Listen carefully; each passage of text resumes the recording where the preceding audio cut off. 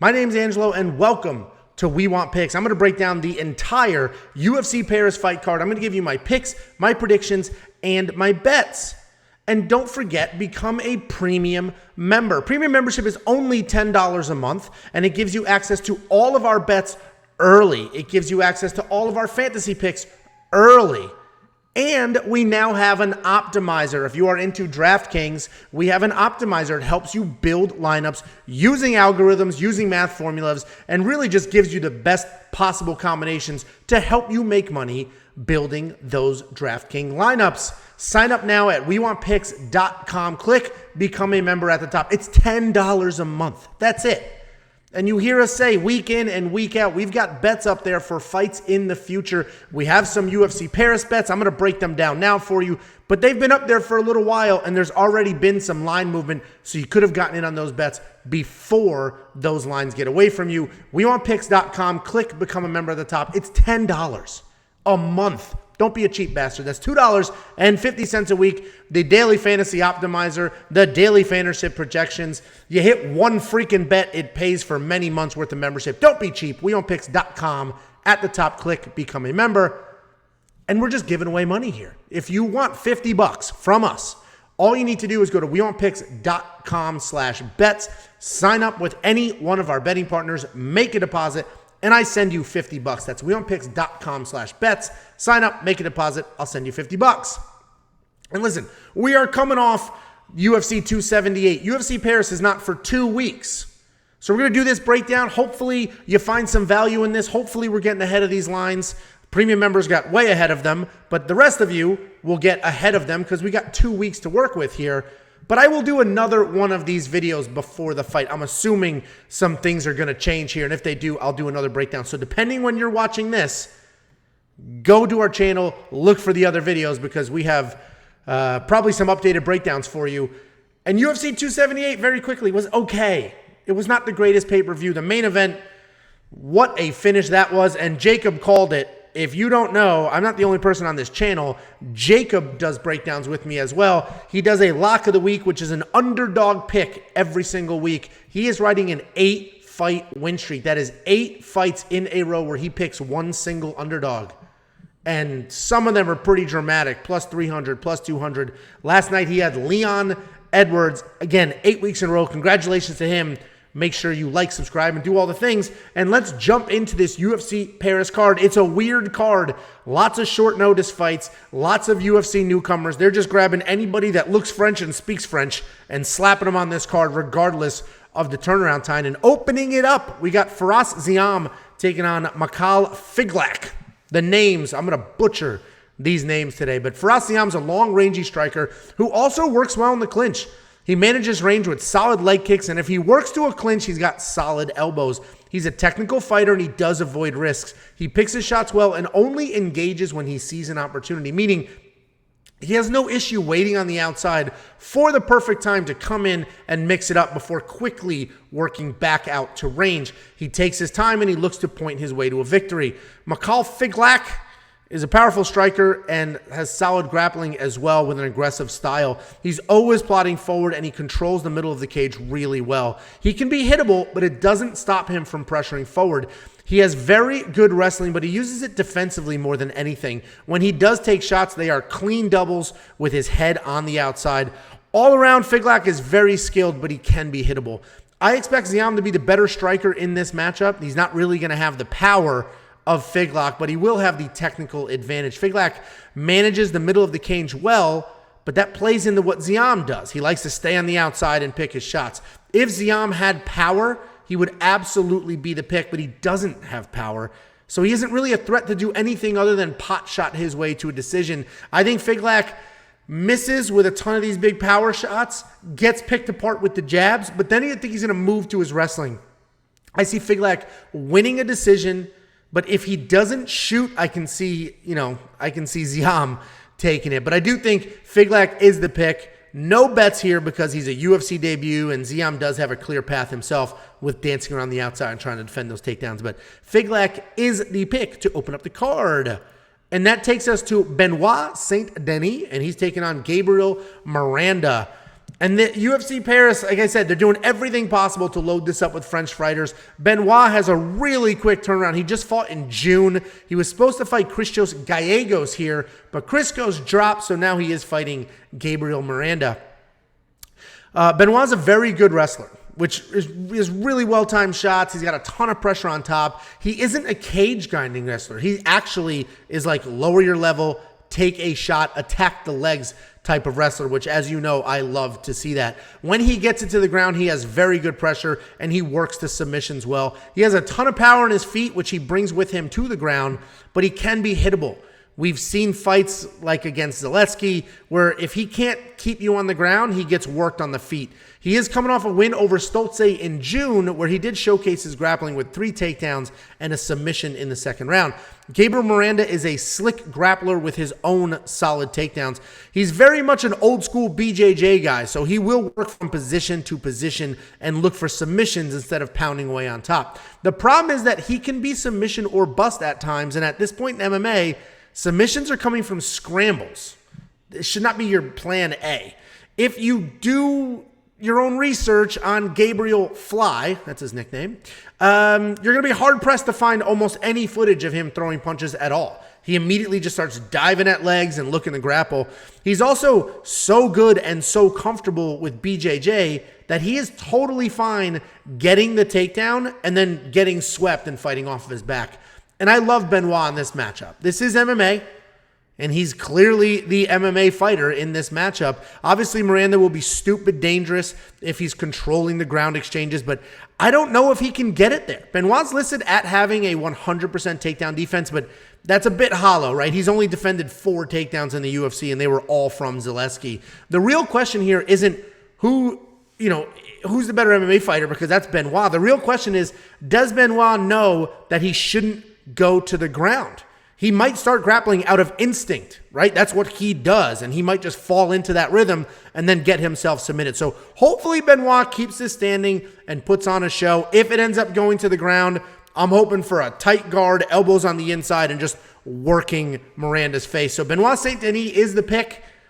I'm undecided on a bet. I might place a bet here.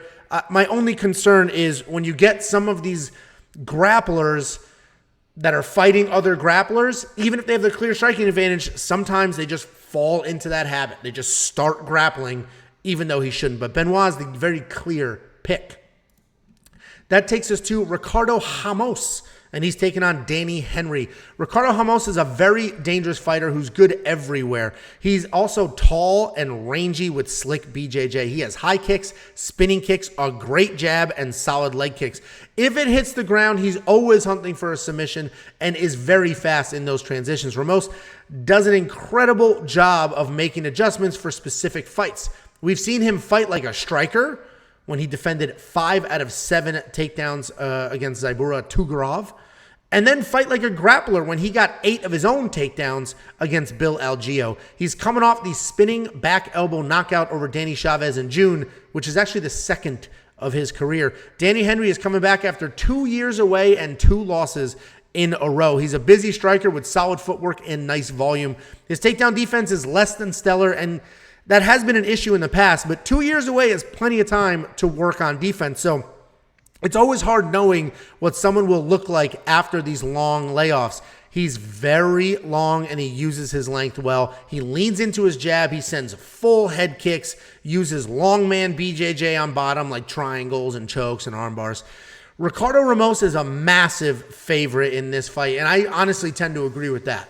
Ramos can make the adjustments needed and win this fight wherever he needs to. I think he will go to his grappling like he did in the Algeo fight, and Danny Henry's 50% takedown defense will not be enough. Ramos is the pick. He's probably pretty safe for your parlays as well. That takes us to Dustin Stoltzfus, and he's taking on yet another UFC newcomer with a name that I am going to struggle with. We have Abusupiyan Magomedov. That actually wasn't so bad. Dustin Stoltzfus is a busy striker with very good power. He has a BJJ black belt and is solid off his back, but that's not what he's looking for. He just snapped a 3-fight skid 2 weeks ago with a close win over Dwight Grant. He was actually Jacob's lock of the week in that fight as an underdog. He landed twice as many strikes in that fight, but was really only able to get the win because of a pair of well-timed takedowns with control. Magomedov is a powerful and versatile striker with wrestling as a backup plan. He has very sneaky power because it never looks like he's throwing big shots, but when he connects, people are put down. He is a long striker who does a great job using his length to counter and keeping people at the end of his strikes. He will throw everything from tight hooks to head kicks, and even though he can be hittable, he recognizes if he's on the wrong end of an exchange and quickly shoots double legs. He is a genuine prospect, but this is a very real test for him. And this is an interesting matchup because outside of the UFC, Abus has looked great. He's dropping opponents, taking them down, and making it all look pretty effortless. But how many times have we seen people in this exact same situation come into the UFC and not be able to find that same success? Dustin has 3 losses in the UFC, but as we've said in other breakdowns, they were quality losses to specialists. All 3 of them were top-notch grapplers. And while Abus can wrestle and grapple, he's not exactly Rodolfo Vieira. I think Dustin can get this done. I think it might look like the Grant fight, where he doesn't have a ton of success on his feet, but he does have some well-timed takedowns and ultimately uses them to control for the win. Abus is almost a 3-1 favorite, and I totally understand why, but I do think there's something to be said about UFC-level competition. I'm not 100% sold on my pick yet here, so we're 2 weeks out from UFC Paris. When we get closer, we'll see if I've changed my mind, but I think there's something to be said about UFC experience. I think Dustin Stoltzfus can absolutely get this done, and his only UFC losses are to absolute grappling specialists, which Abus is not. Then we have Nassourdine Imavov taking on Joaquin Buckley. This should be a really fun fight. Nassourdine has very good cardio paired with very good grappling. He can strike and counter, which means he should be okay with the forward movement of Buckley. And I would say he's more of a grappler, but he has showcased his striking improvements, most recently against Ian Heinisch last year. He has a nice jab, solid elbows, and he looks really comfortable mixing it up. He's coming off that grappling win over Edmund Shabazian, where he didn't even get a takedown, but he was still able to take over, control, and finish on the ground. Joaquin Buckley is a powerful striker, and he will go down as having the greatest knockout in UFC history. I think we're going to be hard-pressed to find another knockout as good as that. He is short and thick with big power, and he comes in hot. He has good forward movement and has really improved working his angles. He comes at you straight on with speed and power, but he does a good job ripping the body, working your head, and now he started circling out in his last few fights. And we all know he has big power, but ever since that Di Chirico loss, he's gotten more comfortable not trying to chase that big knockout, and we've even seen him work in some takedowns like the 5 he got against Razak Al Hassan. And I think I like Buckley in this matchup. Imavov doesn't have takedowns, and I imagine Buckley isn't going to shoot any, so that leaves us with a kickboxing match. And while Imavov is a solid striker, Buckley is faster, more powerful, and definitely more dangerous. And obviously, if history tells us anything, it's got that this fight's just not going to go the distance. So while Buckley is the lean for my pick, the bet is going to be the under on rounds or fight does not go the distance, right? Buckley's going to get an early KO or potentially submitted later. But if you think Buckley is not going to get stopped, right? Let's say you think he loses or you think he might win, but if you don't think he gets stopped, then the best bet you can make here, especially with him being an underdog, is wins inside the distance, decision, no action on Joaquin Buckley. And what that means is if Joaquin Buckley wins by stoppage, you'll get paid. You make your money. But if he loses a decision, you get a refund. The bet never happened. You get your money back, no big deal. I absolutely love that bet. I have to decide if I think Joaquin can manage to not get stopped, because I do think if it goes to the ground, he might have some issues. But that's a solid bet. The props obviously haven't dropped yet, but as soon as they do, I'll take a look and see what those odds are. You're only going to get that safety net bet if you go to WeWantPicks.com/bets. We have 5 partners. BetOnline is the one and only partner that offers the wins inside the distance decision, no action bet. So Buckley's the pick. We'll see what happens with that bet, but I may just do the under on rounds or fight does not go the distance. Then we have Zarah Fairn taking on Ailin Perez. Zarah Fairn is coming back after 2 losses and 2 years away from the cage. It's always hard to tell what someone with that kind of layoff is going to look like, but if we assume she's essentially the same fighter, maybe with some improvements here and there, then she's a technical striker with weak takedown defense and no ground game. She is 0-2 in the UFC, but her debut was against Megan Anderson, and her second fight was against Felicia Spencer. She's certainly better than her UFC record, but I do hope she's been working on her takedown defense. Ailin Perez is a well-rounded prospect. When she is striking, she's got a nice long jab and uses it to plot forward and walk her opponents back. She is mostly a grappler, though, who uses her size and strength to bully her opponents to the ground and with trips or drags. Once she hits the ground, she's very measured and she works for control positions. She settles in and then she'll work her submission, or she'll get you against the cage and work her elbows. She has the composure of a veteran, and hopefully she's not going to freeze up with the bright lights of the UFC, because this is her UFC debut. She does have a loss on her record, but that was because of illegal strikes, so essentially she's undefeated. What does Jacob say? Never, ever, ever, never, ever, ever bet on women or heavyweights. And I'm going to break a few of those rules on this fight card. And I wouldn't normally bet a women's UFC debut, but there's just such a monstrous skill gap between these two women in the grappling that I could not help myself. Zarah is a striker with bad takedown defense and no ground game with 2 years away from the cage. Ailin is a strong grappler who knows exactly what she needs to do in a fight. And that's enough for me to throw a unit on Ailin here. And honestly, I got her at minus 240, and that's pretty solid. As we get closer to the fight, I imagine that's going to move, because anybody with eyes is going to see, oh, this woman can't defend takedowns. Oh, this woman's very solid at getting takedowns. Oh, when this one gets taken down, she can't do anything.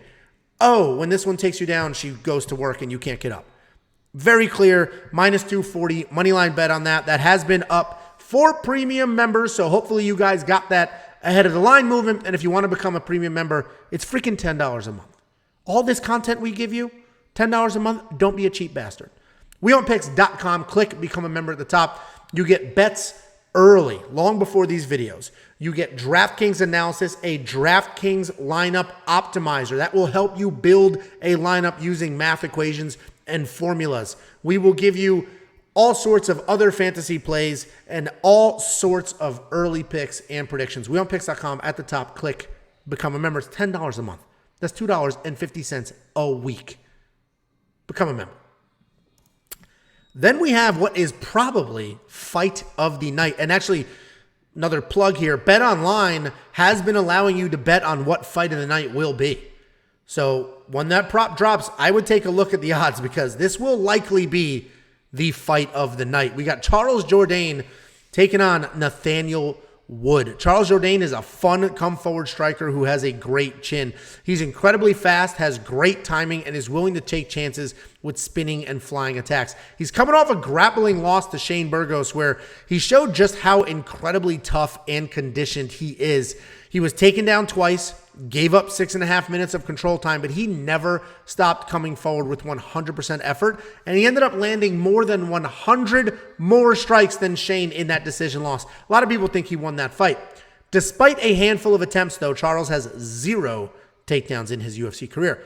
Nathaniel Wood is a good striker with solid power and a great dirty boxing game, but he can grapple as well. Check out his UFC debut, where he sunk in a beautiful Darce choke after losing most of the striking exchanges. He has slick upper body takedowns and great control on the ground, and I love his volume of more than 6 significant strikes per minute, combined with his 76% takedown defense. He lets his hands fly with confidence that he won't be taken down. He's coming off that win over Charles Rosa, where he had two 10-8 rounds, but he could not get the finish. It's an awesome fight. I am thankful they put this together. This card's a weird card, so it is nice to have a fight like this on there. Both of these guys are very exciting strikers. I think Wood will have the raw power, but Jourdain will have more success. I think Wood will be on the wrong side of some of these exchanges, and then he's going to look to grapple like Shane did, but I don't think he will have that same success. Nathaniel Wood is awesome and can absolutely win this fight, but how can I not pick Charles Jourdain? Over the last year, he seems to have really settled in and gotten very comfortable with his style. I fully recognize that Charles Jourdain is like the trendy, cool pick these last few fights, and he's only 4-5 in the UFC. He has a losing UFC record, but a lot of those losses are grappling losses, like to Desmond Green, Andre Fili, Julian Erosa, and now Shane Burgos. Nathaniel has the striking and the grappling to get this done, but nothing can prepare you for the pressure and cardio of Charles Jourdain. So Jourdain is the pick, and I'm actually worrying myself with how high I am on him. Another money line bet, minus 144. I don't know what's going to happen with those odds. As much as I'd love to beg you to become a member and tell you, oh, we're going to be ahead of these lines. See, you should have done it, $10. And I am telling you to do that. I don't know what's going to happen with this line. I grabbed the bet because I think he's going to win. But I don't know what people are going to do because Nathaniel Wood is very, very good. And he's coming off that, the win where Charles Jourdain is not. But anyway, Jourdain's the pick. I'm pretty confident in just his pressure, his cardio, his energy. And I think he's going to get that done.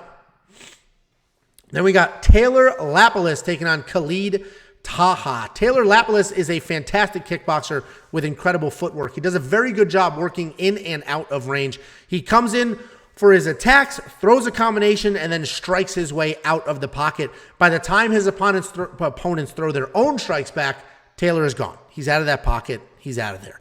Taking Taylor down is definitely the path to victory, but it's not going to be the easiest thing to do. He does well defending actual takedowns instead of throwing meaningless strikes, meaning somebody shoots on him and he'll work the underhooks. He'll push the head. He'll work his hips back, where other people will just do the stupid little shots against the side of the head and then end up getting taken down. Many might not realize this, but this is actually Taylor's second UFC stint. He went 3-1 in the UFC from 2015 to 2016 before leaving for more than 5 years. So this is not his UFC debut. A lot of people are just going to look at Tapology and just, oh, it's his UFC debut. But no, it is not. He's got 3 wins in the UFC already. Khalid Taha is a kickboxer with solid power, great speed, and a nice stance switching style. He comes forward and is not afraid to engage. He's definitely a striker, but he can grapple when he needs to. He just doesn't have the takedowns to get it there. If you look at his recent record, he only has 1 win in his last 5, but he's not been given many favors. His last 3 fights were Sergey Morozov, Hani Barcelos, and Bruno Silva. That actually was a win, but it was overturned because of a USADA issue. This should be another fun fight, right? 2 powerful strikers with solid movement. Neither one of these men are going to be looking to wrestle, but if this does hit the ground, Khalid should have the advantage. The issue for him, however, is that he's 0 for 3 in takedown attempts in his UFC career. And without takedown attempts, this is just a kickboxing match that he probably cannot win. Khalid has hit almost twice as many times as he hits his opponents, and I think that's a big problem in this matchup, right? I have Taylor controlling the stand-up, avoiding the poor takedown attempts, and winning this fight. Then we have another pair of strikers. We got Nasrat Haqparast taking on John Makdessi. Nasrat Haqparast is a very good striker who has found himself on a 2-fight losing skid. The first loss was to Dan Hooker, where he had no answer for the wrestling, and the second was to Bobby Green, where he had no answer for the volume. If you ignore those losses, you will see he is also a high-volume striker who lands more than 5 significant strikes per minute with a very good 78% takedown defense. When he can push the pace and find a rhythm, he is a very hard guy to beat. John Makdessi is also a volume striker with solid takedown defense. He's almost a mirror image of Nasrat statistically, but their striking styles are a bit different.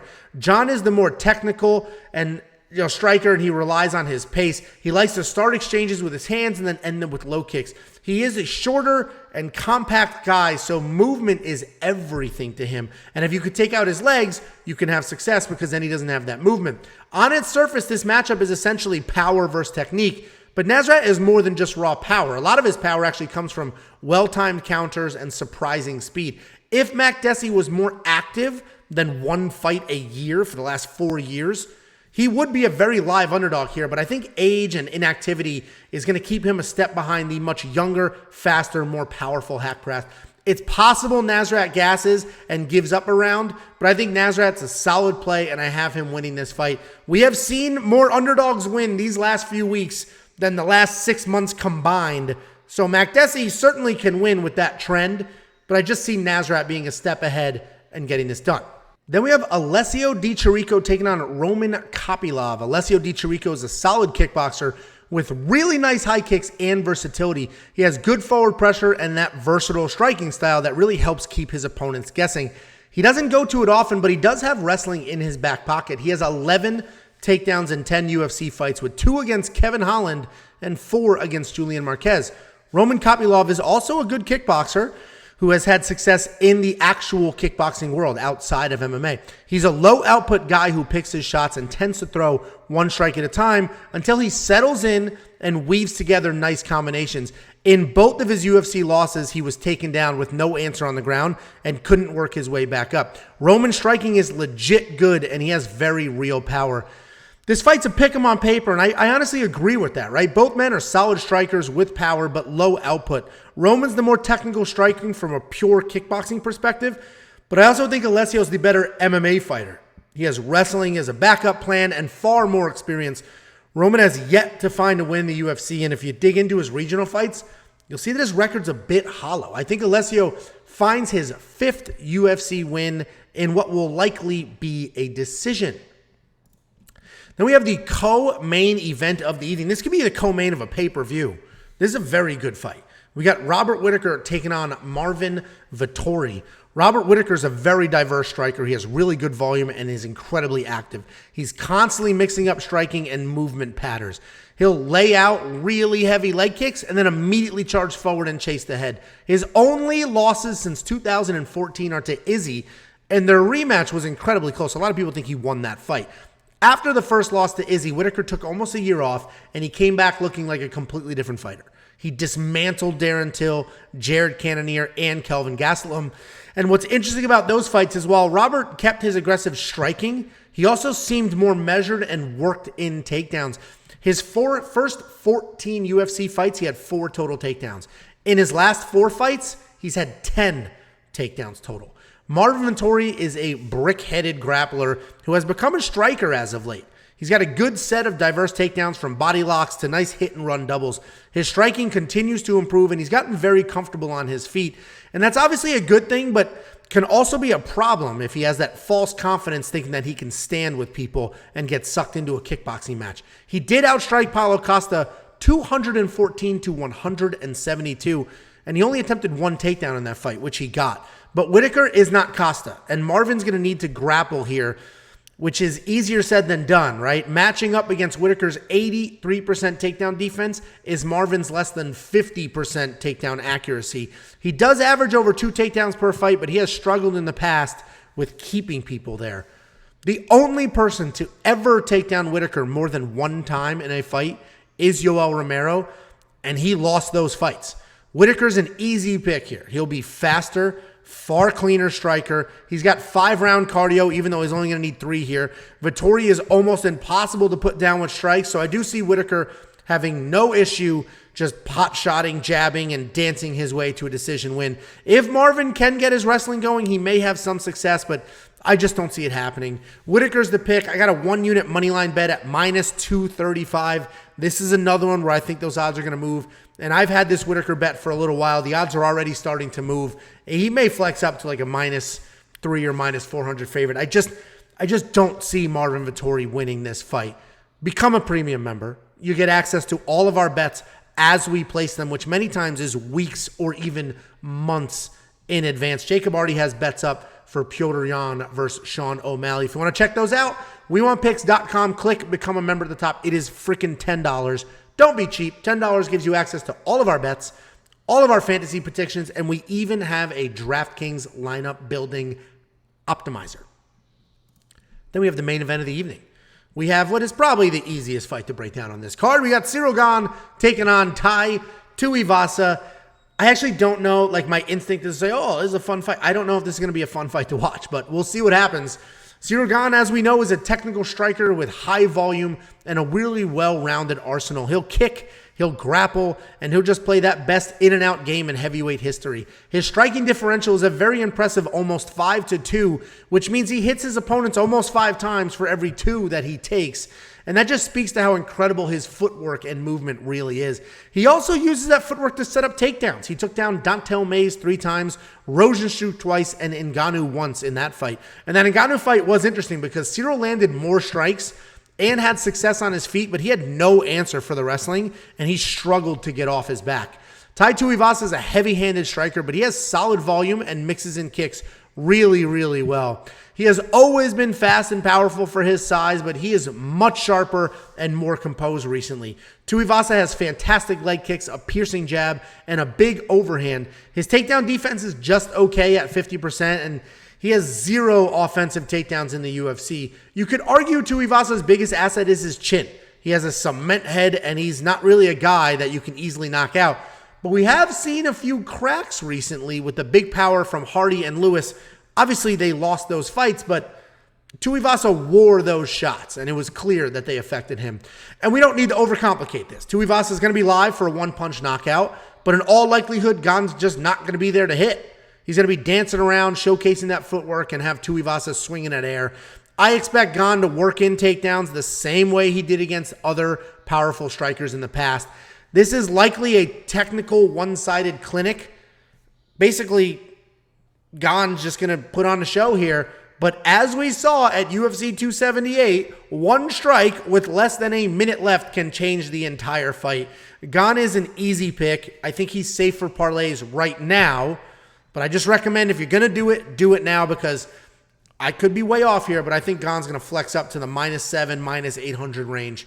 Because Tuivasa's got only one way to win this, and that's with a lucky punch, where Gane can win with grappling. Gane can win with the striking. He's got the better movement. He's pretty much better everywhere. Guys, WeWantPicks.com. Become a member. It's $10 a month. We are giving you everything we could possibly give you to make it the best $10 value in all of sports betting. WeWantPicks.com. At the top, click become a member. And if you want $50, WeWantPicks.com/bets. Sign up with any of our betting partners. Make a deposit of $50 or more, and I will send you $50 as a thank you for supporting us and our partners. Like, subscribe, join our free Discord. You don't need to be a member or anything. Join the free Discord. And don't forget, if you're watching this video and it's almost fight night, you're not watching the newest video. We will put out newer videos as the fight gets closer and as this card changes. I'm sure they're going to add a fight. We only got 12 fights here. A couple of last-minute shakeups. I'm sure there'll be more. WeOwnPicks.com. Sign up. Do all the things. I'll see you later for more breakdowns.